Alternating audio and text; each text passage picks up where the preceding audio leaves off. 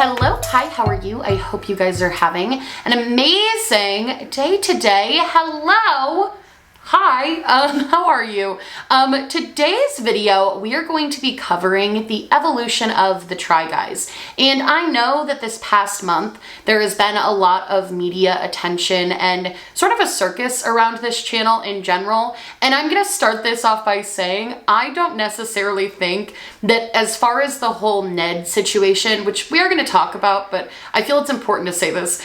As far as the whole Ned situation goes, I don't really think there's too many more hot takes that can be given on that situation. I think it's sort of been like beaten to the ground at this point. Like every possible spin on that scenario to talk about has been talked about, and I'm not sitting here saying that I, in this video, am gonna present you with some like brand new information on that situation. While all of that drama was sort of unfolding and happening, I did think about making a video about it, and then once I started sort of digging into it, I realized that the Try Guys as a channel sort of because of this situation and also outside of this situation, were actually a really interesting channel to do one of my evolution ofs on. If you don't know, I used to do this way more, but I'm starting to get back into it, where I basically look at different content creators or different channels and sort of talk about the evolution of not only them as people or an individual person, but also of their content and the way that maybe scandals shape their content or something like that,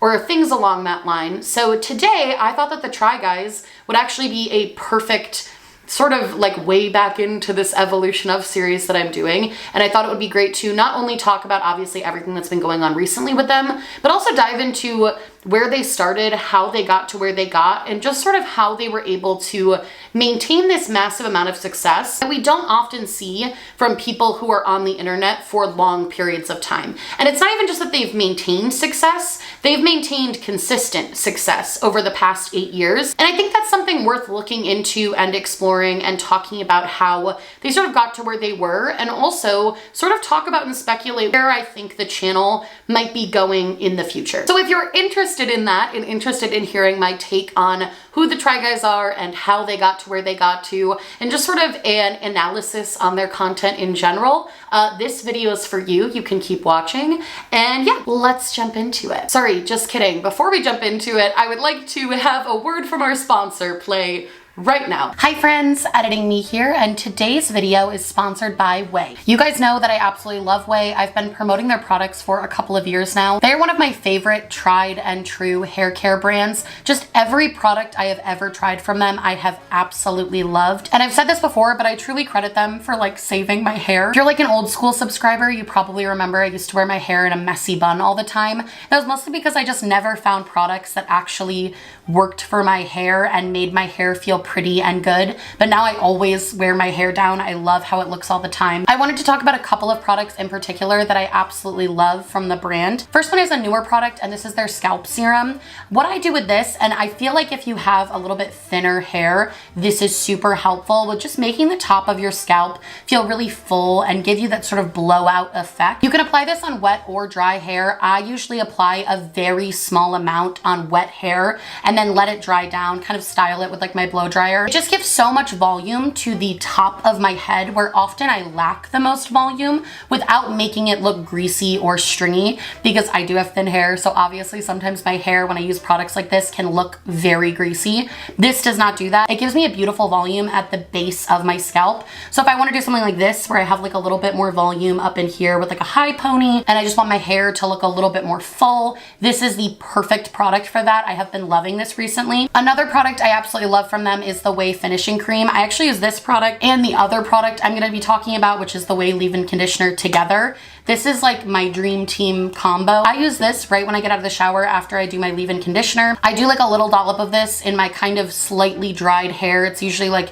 half dry, half wet. And it just gives me that kind of smooth, beautiful look that I feel like you only get in a salon, but now I get it at home. It makes my hair feel so much softer. I feel like it gives me that shininess that I really love. And I know I've talked about this product a lot, but I'm gonna keep singing its praises because this product is truly like my all-time favorite thing I have ever tried from any hair care brand ever. This is the Way Leave-In Conditioner. I call it gold in a bottle. I don't know what's in this that makes my hair feel so shiny and amazing and perfect and detangles my hair like nothing else, but this is wonderful. I've been having a lot of pool days because it's summertime, so my hair has been starting to get a little bit damaged by the chlorine. What I like to do is when I get out of the pool, pretty much immediately my hair is always very snarled and gross because I've just been swimming a lot. What I like to do is spray a bunch of this in my hair right when I get out and brush it through before I shower, and it has been an absolute lifesaver. I've actually gotten all my friends onto this now too.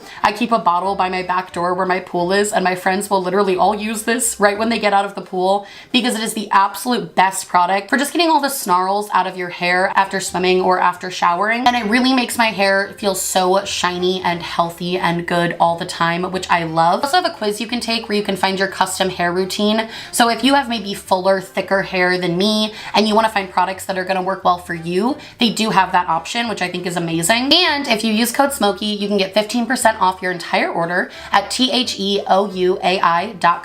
That is code Smokey for 15% off your entire order at theouai.com. Thank you so much to Way for sponsoring this video and quite literally saving my hair game. I cannot stress enough how much I love these products. And let's jump into the video. Thank you so much to Way for that sponsor, and now we can jump into sort of the meat of the video. Now, one of the things that is sort of the most interesting to me about the start of the Try Guys is really just how the group was created in the first place. I feel like with a lot of YouTuber groups, so you have like Rhett and Link come to mind as this sort of iconic YouTube duo. You have the David Dobrik crew, the Mr. Beast crew. All of those people were sort of organically friends and then got very popular making content together because of those friendships. But the Try Guys have a very different and interesting backstory. Basically, the only reason that the Try Guys as we know them today exist is because back in 2014, they all worked at Buzzfeed together and just happened to be working there at the same time. It wasn't some like they knew each other or they had crossed paths. None of them were even really friends in the workplace. Like they knew of each other, but they weren't this like amazing group of people that they just knew would have this chemistry on camera. Basically, the way the story has been told, and I think this is really funny, is that the four guys that ended up being the main Try Guys, it's Zach, Keith, Ned, and Eugene. They're the four respective Try Guys. I'll get into their different sort of categories in a minute. Basically, the only reason that this group of people came together in the first place is because they all worked for the Buzzfeed video department and they were trying to create new Buzzfeed original content. And they were basically the only guys in the office that were willing to put on women's underwear for a video. And like, that's the reason that everything that's been happening now happened. It's one of those things, you know, those like memes where it's like this happened and then it leads up to bigger and bigger dominoes of like other things happening. That's how I feel about this situation. It's like some dudes trying on women's underwear in 2014 in a BuzzFeed office. And then it's like SNL is doing a sketch about YouTubers. Like it's all such a domino effect, and it's crazy to me to think that that was the start. But I think what's really interesting is if you go back and watch that very first initial video that they did under BuzzFeed, the undeniable chemistry that the four of them had from the get-go is definitely there. It doesn't feel forced. I feel like they're trying super hard to force a friendship. It feels like just a bunch of guys who are very funny in their own right and riff off of each other very well. Something I think that's really interesting to talk about from the beginning of the Try Guys, and something I think they've gotten not even really criticism for, I think probably a little criticism, but something I think that is surprising that they were able to be so successful is that in the beginning, 3 out of the 4 guys kind of felt like the same exact person. Like Keith, Zach, and Ned all were sort of just these goofy white guys who all had a very similar sense of humor and almost sort of blended together if you didn't pay attention enough. I think that actually when you look at it from that perspective and you look at the fact that that 3 of the 4 guys were very similar in a lot of different demographics and also in their senses of humor, honestly makes a lot of sense, sort of why they ended up branding the way that they ended up branding as they became a bigger and bigger deal. But in the beginning, it was like 3 out of the 4 of them were all basically the same fucking person, and it was still entertaining to watch, but you weren't really super invested in them as people, especially in those earlier BuzzFeed videos. You were much more invested in sort of the stuff and the actions that they were doing and the comedic way in which they were able to express what they were doing. Now, from 2014 to 2016, they had a monumental amount of success under Buzzfeed. Like, the first video they ever did was the trying on lacy underwear, and then it really just skyrocketed from there. They created just over 120 videos for Buzzfeed, which you can actually still find on the Buzzfeed website. Like, all of these videos are still available, but they did things like trying drag for the first time, trying out Irish step dancing. Some of their more popular videos were ones that were just very extreme. Like, there's a video where they try getting prostate exams that has 17 million views, and one where they test their sperm count that has 16 million views. So there was a lot of sort of goofy stuff where they would just be trying edible underwear, but there was also stuff that had sort of an underlying message of importance. Like, the prostate exam one was honestly to just raise awareness that people should go and get them. There was also a lot of physical challenges that they did during this time, and even the very last video that they posted with Buzzfeed was them trying dog sledding. So there was this mix of sort of physical challenges that they were obviously not the best at because none of them are the most athletic, and a mix of sort of funny challenges. But also in the mix of these Buzzfeed videos, there are some more, I don't want to say emotional, but some more just like honest looks at who each of these guys were as individuals. So for example, Zach did a video talking about his autoimmune disorder. Keith got married. There were videos talking about him and his wedding to his now wife, Becky. But even in these early Buzzfeed videos, you sort of get a sense of the different personalities that they're trying to brand themselves as. And these personalities that they started with in Buzzfeed were honestly ones that they carried with them throughout the rest of their YouTube careers up until this point. Keith was always sort of the silly, goofy food guy. He did a lot of videos where he tried different types of food. He would try everything on a menu at a restaurant. This is still a video that they do pretty frequently on their channel, is Keith trying everything off the menu. Zach was sort of the class clown who also would get weirdly deep about things. Like, you'd think that he was just this silly, goofy guy, and then he'd hit you with some really hard, heartbreaking truths that were super emotional. Like, he's definitely the most emotional out of the group, not in a bad way, just in a way that he was very vulnerable with the way that he felt about things. Eugene has always been very quick-witted and has a way more dry sense of humor than any of the other guys. His sense of humor is much more dark and a little bit like, kind of like dark and twisty, I guess is the way to put it. And he was also very androgynous in how he presented his sexuality in these earlier videos, which was something that a lot of people really gravitated towards. He wasn't really trying to be anything other than his authentic self, and I think that that really came across. And then even in the very early videos, Ned was always the wife guy. Even back in like 2014, Ned's sort of whole persona has always been that he's the wife guy. He's the one that's married, and then eventually he became the one who had a baby. I actually found a really interesting interview with Eugene from the Try Guys that Philip DeFranco did on his podcast called A Conversation With, where Eugene actually addressed this dynamic and addressed that from the beginning they were a little hyper aware of the fact that three out of the four of them were very similar people, and that they often didn't have their own sort of personality traits or things that differentiated them from the other, so they sort of invented those. And Eugene actually says in that interview that Ned having a wife was his distinguishing factor. This isn't like speculation. Like, Eugene knew and basically said that Keith was sort of the food guy, Zach was sort of the more emotional one, and that Ned was the wife guy. And that was his whole thing. That's what made him recognizable. That's what made people really like him. That's what differentiated him from everyone in the group. And I honestly think the super interesting thing about these earlier videos from them is that even though these sort of personalities were definitely starting to form at this point in time, if you start at sort of the beginning of the videos. So you start at the very first one where they were trying on women's underwear,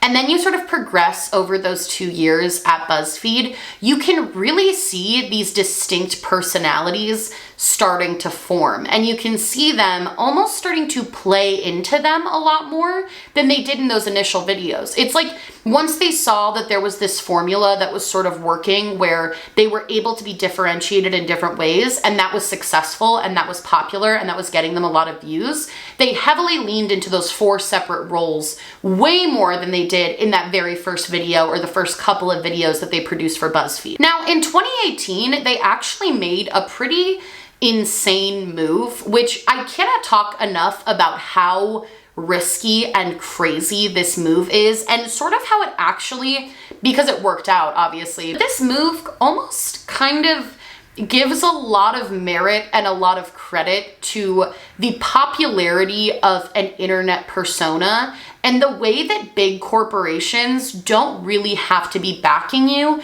in order for you to be successful. In 2018, all 4 of them severed ties with Buzzfeed and actually went off to create not only their own separate YouTube channel that was just the 4 of them, but also to create a production company with sort of the end goal being that they would end up doing more mainstream media, producing other shows, expanding their brand into a much bigger thing, and all of these sort of ambitions that they had for where they wanted to take not only the Try Guys, but also the Try Guys formula and brand and sort of market it to a larger audience. Now, there's a couple of YouTube channels that I think definitely fall under this category of not only just being a singular person or a singular group that has a successful YouTube channel, but is also very much built an entire brand around a YouTube channel. Obviously, again, I think of Good Mythical Morning, Smosh, Mr. Beast are all great examples of channels that have built a brand that is bigger than just one individual channel and is much bigger than all of that. However, they have a video where they talk about this whole experience and they talk about what it was like to step away from a corporation like Buzzfeed and essentially put their entire life savings into this new company and just how terrifying that was and how scary that was for them.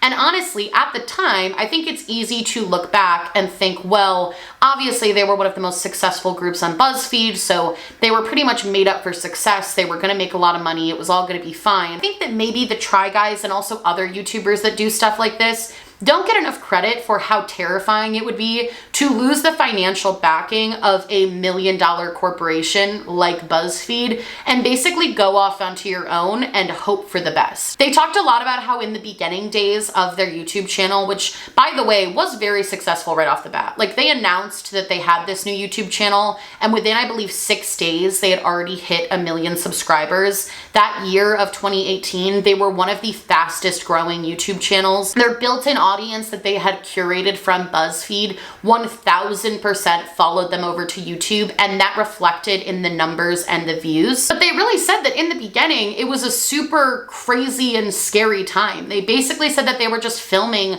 anything that they could think of and really just going like flying by the seam of their pants, basically. Like they had a couple cameras and a few things of equipment and they just had to work with what they had. They talked in detail about how different it was going from having this very large studio space that has every cord and every light and every microphone that you would need, to then having to go and work in what was essentially a house. They were working out of Ned's old house. I guess he had like moved out of it and they moved in. So they're literally working out of a very small home in California where they have none of the equipment that was required to really start the YouTube channel and be up to the same level of quality that people were used to from BuzzFeed videos. However, I think that sort of chaoticness actually really benefited them in the beginning.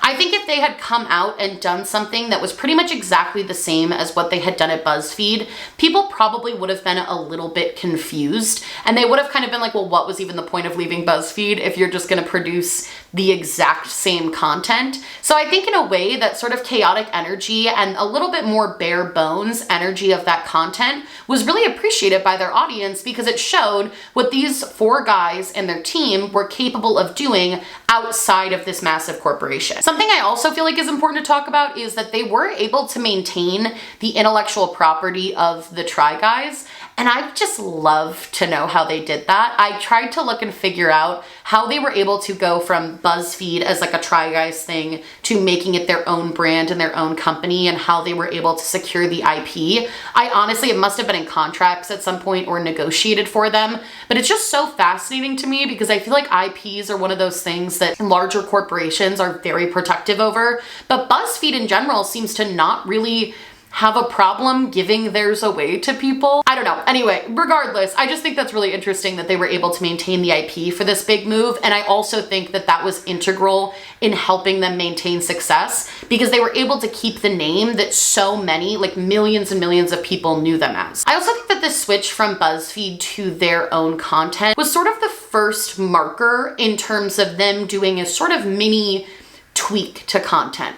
If you've ever watched my evolutions of before, I feel like I talk a lot about how creators tend to sort of pivot. Like they have something going for them and then that isn't really as successful anymore. So they do kind of a big pivot into something else. You see it all the time on YouTube, especially for creators that have been around for a really long time. They basically run an idea into the ground until nobody wants to hear about it anymore and then do a drastic pivot into something else that's very popular. A great example of a creator who does this is Shane Dawson. His channel was all food videos and slime when that was popular. And then it was all conspiracy theories when that was popular. And then when long form content started becoming more popular, he started creating these like documentary-esque vlog things. You can see it a lot in the daily vlogging community. You had a lot of vloggers who used to post like 30-minute vlogs because that's what people wanted to watch. And then when Casey Neistat and David Dobrik got on the scene, it became a lot more stylistically changed to keep up with the newer trends of what people were wanting to watch.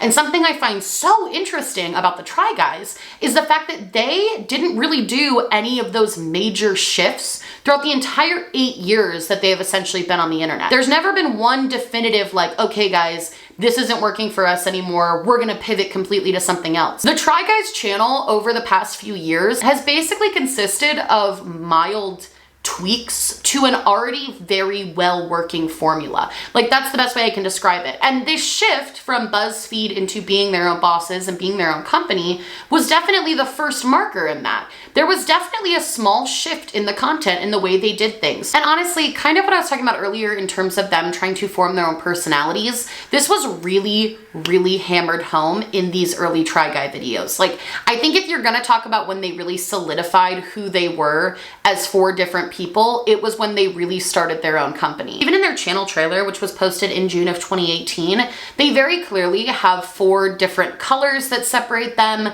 They talk about the different things that differentiate them. Like they make jokes about how Eugene is not affectionate the way that the rest of them are. Ned talks about his wife and his baby. Zach and Keith are very goofy and funny, but they all have these 4 individual colors that become their sort of Try Guy identities. Now, the first series that they launched on this new channel actually were all about Ned literally becoming a father, which again, looking back at the context of what's happened now, that's actually very sad. But again, it solidified their sort of individual personalities that made them this amazing, incredible group. And by this point in time, and they've all talked about this in a bunch of different forms of media, they were all legitimately best friends. They were all very close, and that came through on screen. It didn't seem like one of those fake friendships people do for the internet. It seemed like all 4 of these guys really genuinely loved hanging out together and liked each other and wanted to be around each other and create this cool content and have these really cool experiences. And as the channel grew, that was even more solidified. They did pull some of their old content from Buzzfeed. So like Keith trying everything on the menu,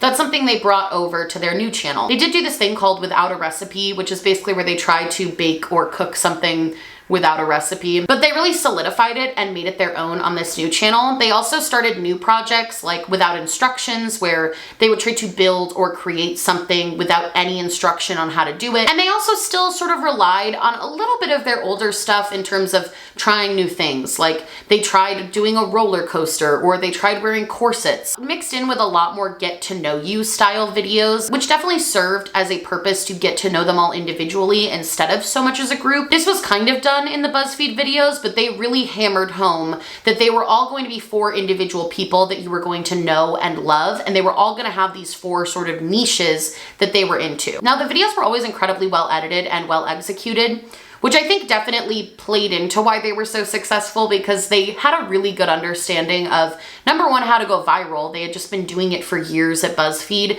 And number 2, how to produce really professional looking content that was pleasing to watch. And after a while, they did start to expand their brand. They started different channels. One of the more popular ones being a podcast that they started called The Tripod, where at the beginning it was the 4 of them. It kind of went down to 3 and now it's down to 2. But the 4 of them would sit down and do a weekly podcast where they would talk about a bunch of different stuff. They also expanded way more into their personal lives and really utilized both the team that worked with them on all of their Try Guys videos, and also pulled from their relationships. Keith's wife became a really big part of the channels. Ned's wife became a huge part of the channel. Both of them would frequently appear in videos or even have their own spin-off series. Like Ned and Ariel had a spin-off series where they would do DIY interior decorating projects in all of their friends' houses. They would talk about what it was like to be parents. They would talk about their cookbooks. They even had their own sort of parenting advice podcast at one point that was under the Try umbrella. And then as years went on, Zach also got his now fiance into the mix, and they all sort of became a part of the Try brand as well. All of the wives and girlfriends eventually made a podcast called The Try Wives, and also a lot of the people that worked for them became really integral parts of their videos. They were able to expand their sort of cast of characters in the Try universe to make them also a part of this content and this channel, which I think has its pros and cons. I think the pro to including your significant other or your family, in Ned's case, like he had his kids on the channel a lot.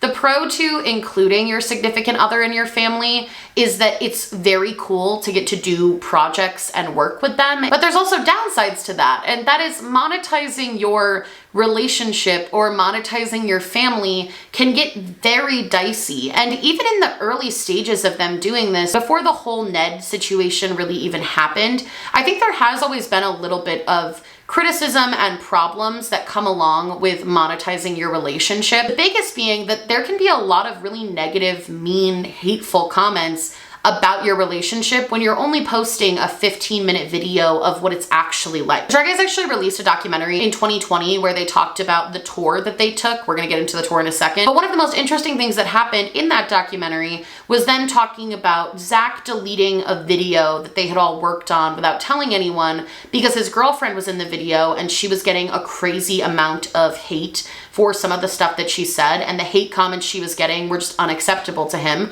so he deleted the video. And that's something that unfortunately happens a lot if you're any type of famous person, is when you share your real life relationships online, you're going to be open to judgment and scrutiny because that's just kind of how it works. So what happens when your interpersonal life is being affected by those comments, but monetarily you have to keep a video up that could be causing someone you love pain? It just gets very dicey and very complicated. And I also think the morals of profiting directly off of a relationship or having a family can also be dicey, because if people are buying into that relationship so heavily to the point where they're like buying merchandise or buying, I don't know, a cookbook that you jointly made together. Like, that's the extent of the parasocial relationship you have built upon this relationship. If there are any cracks in that relationship and there's any sort of fragility in that, that can all come crumbling down too. However, at the time, this worked really well for them because they not only had these cool personalities that people connected with, but people also connected with their loved ones. They connected with their wives and girlfriends and boyfriends. They connected with the people that also cared about them, which also made them seem more likable and more relatable, and further built this parasocial relationship that they had with their audience. Now, by 2019, they really were at the height of their career. I mean, not to say there's not going to be new heights, but this was definitely like a peak point for them. They were one of the fastest growing channels in 2018. They went to VidCon and sold out all of their meet and greets. They were incredibly successful. They just released a book that put them on the New York Times bestseller list. And they also did a sold out nationwide tour called Legends of the Internet. And this tour was documented by them, and then that documentary was posted. I've watched it all a few times now, and I do have some thoughts. The really interesting thing about the 2019 tour, and then subsequently the documentary that was released a few months later, the most fascinating part of that was really seeing just sort of where they were all at in their careers. And honestly, the gist of the whole film made me feel like they were on the cusp of breaking up. Let me explain. In the film, they really talked extensively about sort of how the channel came to be, how it was leaving Buzzfeed, how scary that was. And then they also talked about sort of their own individual brands, which is something I've harped on a lot in this video, but I feel like it really was sort of the key to their success for a moment in time. And this is even reflected in the tour that they ended up doing. The whole premise of the tour was that they collectively were these legends of the internet, but they were all legends of different different things. Eugene was the legend of gay, and he did this amazing theatrical dance routine in drag, just this incredible like performance. Zach was the legend of happiness, where he did this really beautiful monologue talking about how his depression and being chronically ill really pained him, but that wasn't going to stop him from being happy, and that even though life can be hard, it's still okay to smile and find the joy in it. Keith was the legend of food, where he would do food shows basically live for the audience. And Ned was the legend of love, and his whole segment consisted about talking about how much he loved his wife and loved his children, and taking questions from the audience, giving love advice. Like, that was his entire persona the entire tour. And the interesting thing was how self-aware they were that these were the characters they had put themselves into, and also how not really like the characters they were at all. An issue I mentioned where Zach's girlfriend was getting a lot of hate comments on a video, so he deleted the video. Ned in that clip is actually the one that is the most mad at Zach for taking down this video because his girlfriend was getting hate. And he even says that his wife was getting 10 times the hate on that video, but that he would never take it down even if she was getting that amount of hate, which kind of goes against the antithesis of like, the legend of love. Like, you're the legend of love, but it's okay if your wife gets shit on as long as you're getting views and money. Like, weird. Also, Eugene in the show really talks about how he as a person is sort of almost getting over being a try guy and is almost sort of done with this journey and wants to expand into new projects.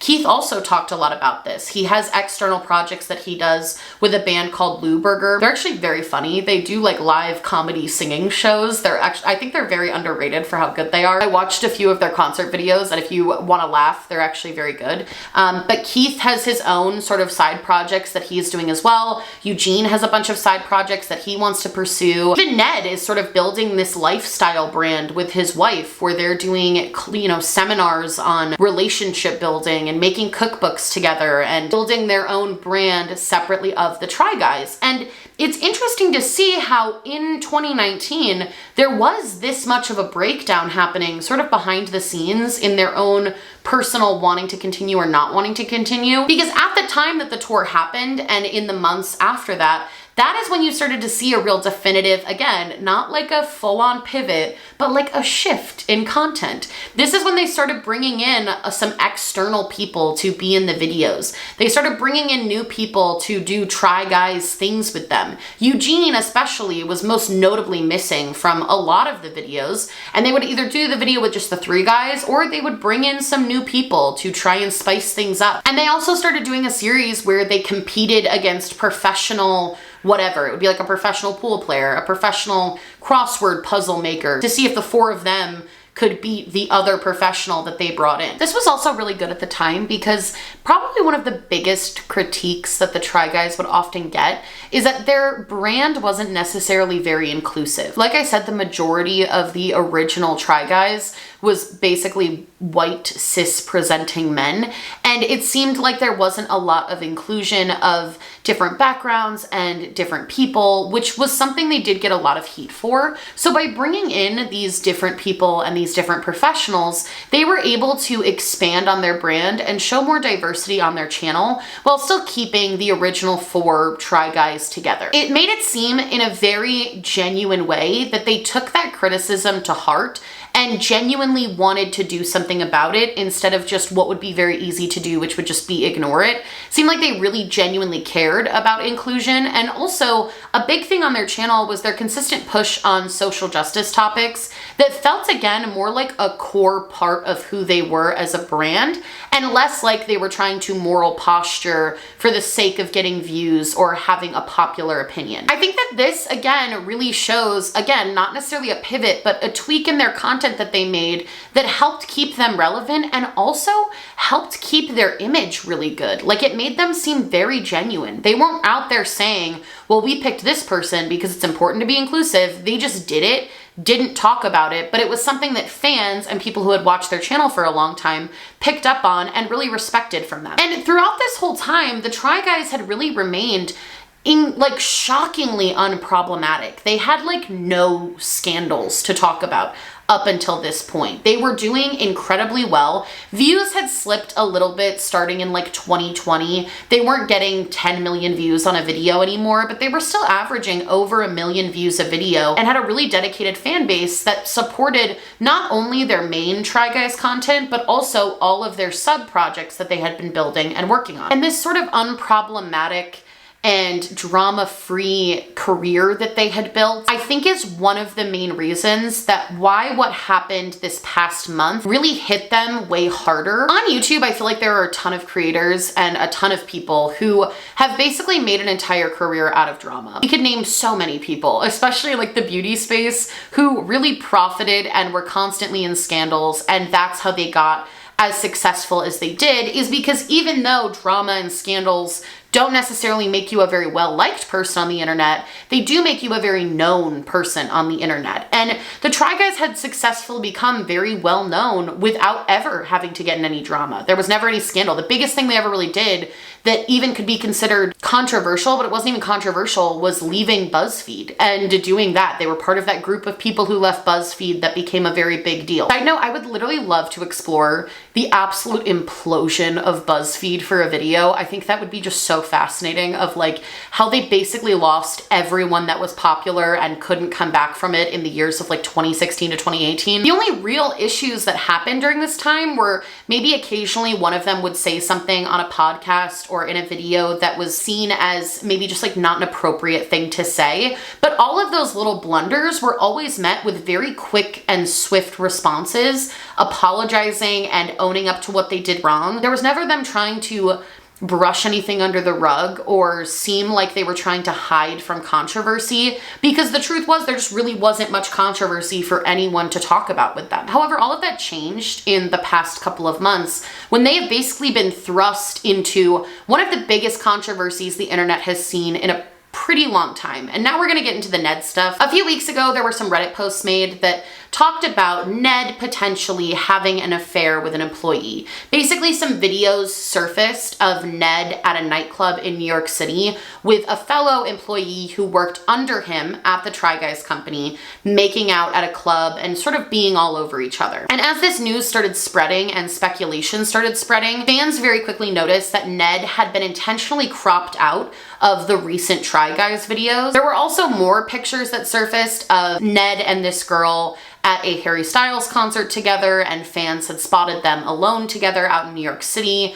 There were photos that surfaced of them being at lunch together and going out together. And the rumors really started to build that Ned, who was again known as like the wife guy of the Try Guys, had cheated on his wife with not only just another person, but also a person who worked directly under him, who he was a superior of. This turned into madness on social media, and it got even bigger when the Try Guys confirmed that Ned would no longer be working with the Try Guys and would no longer be a part of any of their videos for the foreseeable future. He was completely cut off from the brand. Now, the Try Guys have made a couple of different statements about this. The first one was a video that they posted on their main channel that was very like lawyer heavy, obviously. It was like a very short video where they just explained that he was not going to be part of the Try Guys anymore. They were deeply hurt and upset because they felt like his actions did not represent the values that they held for themselves and for their company. That going forward for the rest of the year, he would be edited out of content, but that as the new year began, they were gonna sort of rebrand as a different type of content. They also made a podcast, Zach and Keith specifically, where they talked a lot more in detail, mostly around their emotions around the situation, but it still provided some insight. And we basically learned that 3 weeks prior to this stuff being leaked on the internet, all of the Try Guys had been made aware of sort of this inappropriate workplace relationship, and that they had been dealing with it behind the scenes for about a month before any of the fans became aware of what was going on or any speculation had started happening. They said that they pretty much immediately got an HR team to come in and do a really thorough internal review of what had happened. And also they talked a lot about how legally they were in a very difficult situation because they wanted to make sure that they were doing everything by the book and correct. They knew from the get-go that Ned was eventually going to have to be ousted from the Try Guys, but they wanted to make sure that they did it in a way that didn't put their company at jeopardy. And I think this is when it's really important to talk about why what Ned did was so bad and why it was such a big deal. I feel like it's really easy to look at this situation as like, oh, a guy had an affair and everyone like made a big deal about it. But it's way more than that. There's so many different layers. First of all, the guy who did the affair had quite literally been monetarily profiting off of this relationship that he had with his wife and his children for the past 8 years. It was his entire brand was the fact that he had a wife who he loved very much and he had children that he loved very much. And that was his whole identity on the internet, and also was a large source of his income was the fact that he loved his wife, and him and his wife were this perfect couple. And by the way, me saying that is no shade to his wife at all. She has done absolutely nothing wrong, and I feel absolutely terrible for her.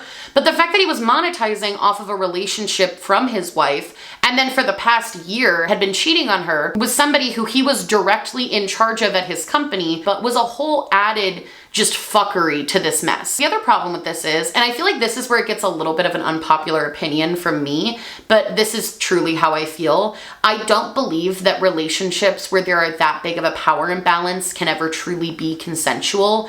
It's just what I believe. I've looked into a ton of situations where people in a powerful position have abused and exploited people who were working underneath them, and I truly do not believe that any consensual relationship can happen that way. So even though Ned, in his very short response, said that he engaged in a consensual relationship with an employee, that's just not true. You cannot have a consensual relationship with a person who works directly below you, especially because it had been made jokes of in videos that Ned was essentially HR for this company. So as the person running HR, he was also the one having an inappropriate power imbalance relationship with somebody who worked directly beneath him. I think a lot of people in this situation do blame Ned, obviously, but there's also a lot of hate to the other girl involved in the affair because she was kind of on the channel. Like, she had been on the channel a couple of different times. She had been in videos where other people were featured. She also had this sort of side thing that she did where she was a food baby to a lot of the food shows that they did on the channel and on their different channels.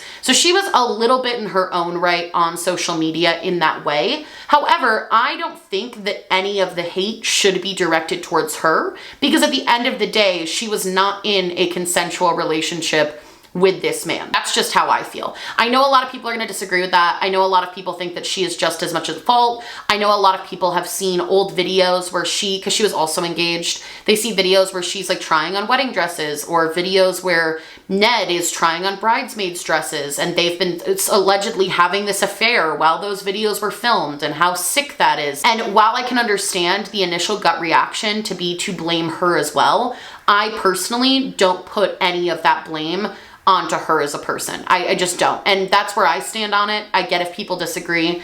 That's where I stand. I don't think that with that big of a power imbalance, you could truly have a consensual relationship with the other person. I think a lot of people feel that way, honestly, because I think they know Ned very well. Like, they think they know Ned very well. I think Ned, especially, all of the Try Guys do, they come across as likable, genuine, great people. So I think because people knew the person so well who was in this position of power, they think, well, he would never actually be predatory. It had to have just been the two of them did it together and it was consensual. That's not how any of that works, in my opinion. I think the hate that the girl that was involved is getting on this is just absolutely absurd.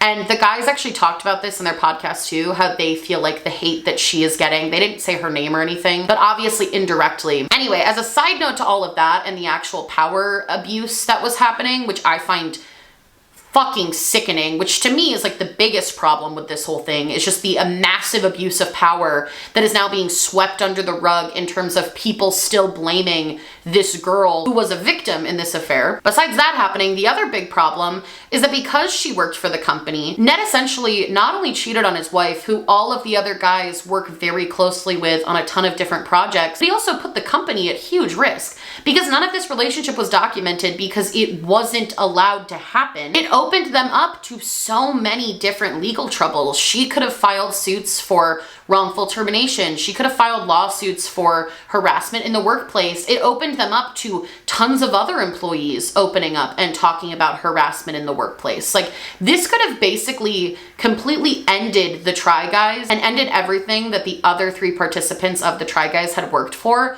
all because Ned wanted to abuse his power and prey on someone who worked underneath him. Those were like the main problems with the situation, but it of course blew up, became this massive media frenzy. You had so many different mainstream media outlets writing about this and talking about this and discussing it from all the different angles. TMZ was trying to catch pictures of Ned and Ariel together to figure out if they were still together, if they were going to be working through it. Everyone who had ever worked with them at Buzzfeed was openly talking about and making tweets about the situation. Everyone who had been a fan of them at one point in time, whether it was during the Buzzfeed days or after, had an opinion and had something to say, because it came at this time where all of these supposed wife guys were getting exposed on social media. You had Adam Levine getting exposed for messaging all of these different women, even though he has a wife that he claims to love and cherish and support. It was basically just a really gigantic news story and a gigantic mess at that point.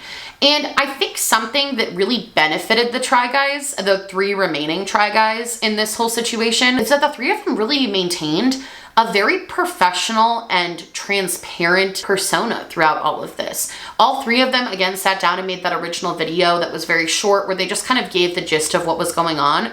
But even in the podcast that Zach and Keith made, they covered a lot of different topics and answered a lot of questions to the best of their ability. They basically stated that they had no idea that any of this had been happening and that they were made aware just 3 weeks prior to the entire world being made aware of it. They had immediately put him on leave and started an internal review so they could handle everything legally. They did talk a lot about how the only reason they found out about this was because fans had spotted Ned and this girl out and about in New York City. So they knew that fans knew, which meant that they knew it was going to get out eventually. So they did say that had they found out on their own instead of knowing through fans, they probably would have handled the situation in a way that cut Ned out of the group but didn't cause this giant media circus, simply to protect Ned's wife and family and also the other people that were hurt and affected by it. But because they knew it was going to get out, they essentially had to handle it this way. Most importantly, I think a point that was really overlooked in this podcast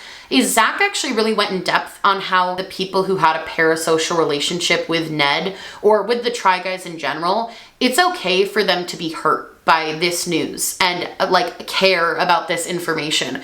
I think a lot of times when social media drama happens, the biggest thing that people say is they're like, well, why do you care? Like, why does that even matter? None of that matters. Why do you care so much? Yada, yada. That's all. I get comments like that all the time on videos when I talk about internet stuff. People just being like, why do you even care about this? I think it's important to talk about, number one, the fact that a lot of people did form a very real parasocial relationship with them. Even I used to love their videos. During the pandemic, their videos literally got me through 2020. Like, I would watch their videos religiously and I absolutely loved all of their content and them because they were just posting this bright, shining light of content during what was a very difficult time for a lot of people. It's normal that if you're gonna watch someone like that, that you're gonna feel that connection with them.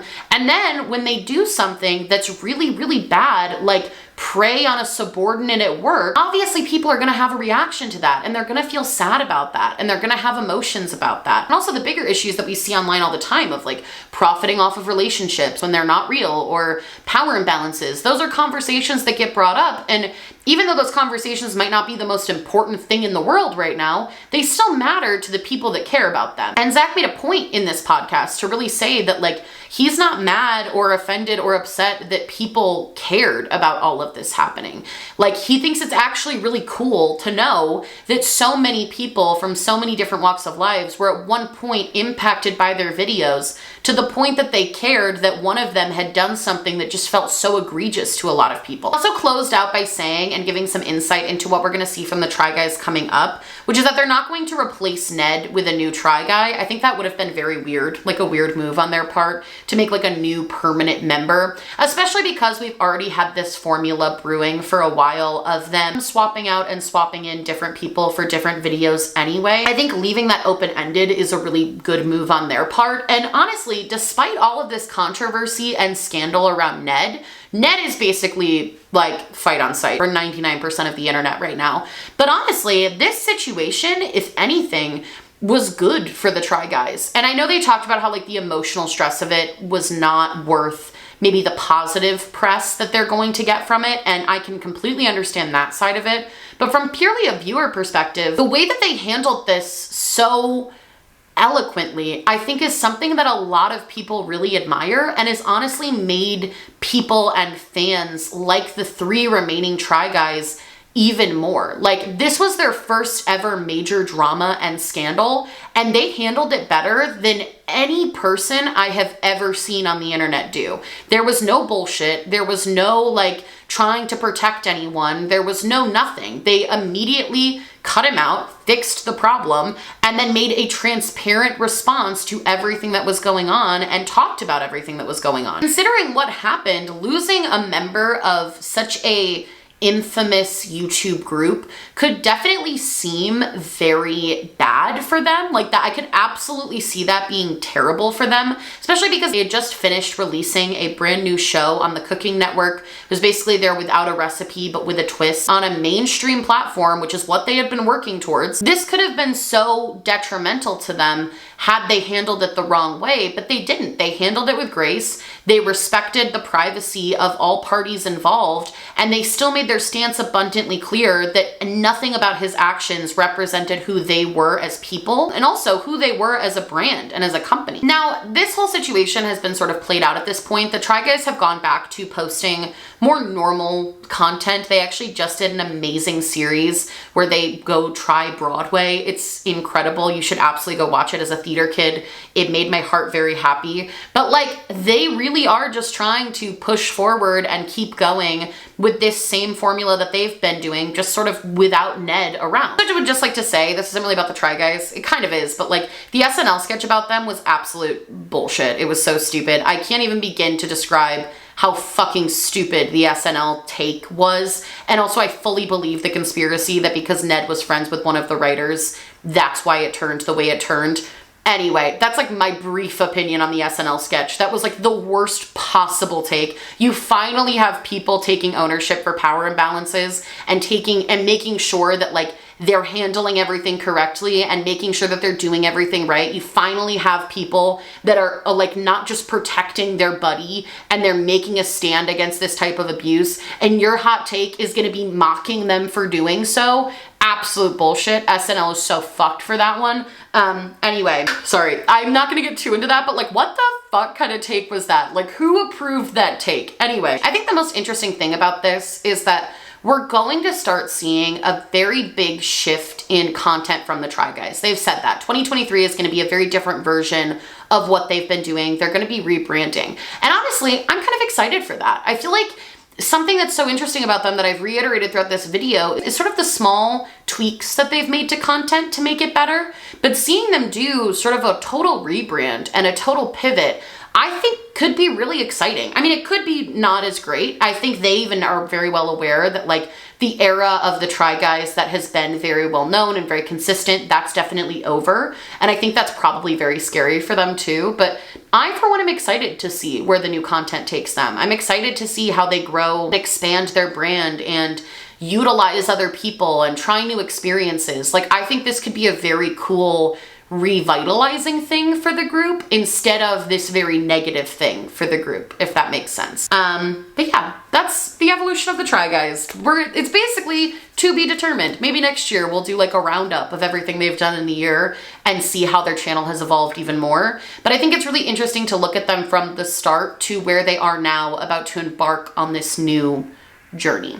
Anyway, I love you guys so much. Please let me know your thoughts on everything in this video down below. I'm very curious to know what you guys have to say. I love you guys so much. If you like this video, please like and subscribe, or just like, or just subscribe, or do neither. Honestly, just so happy you're watching me. Thank you so much for being here. My merch and social media will be linked down below, along with a link to register to vote.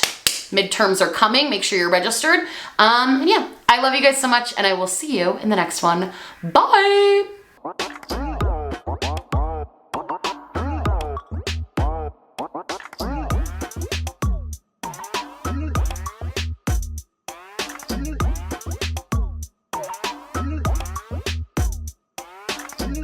What?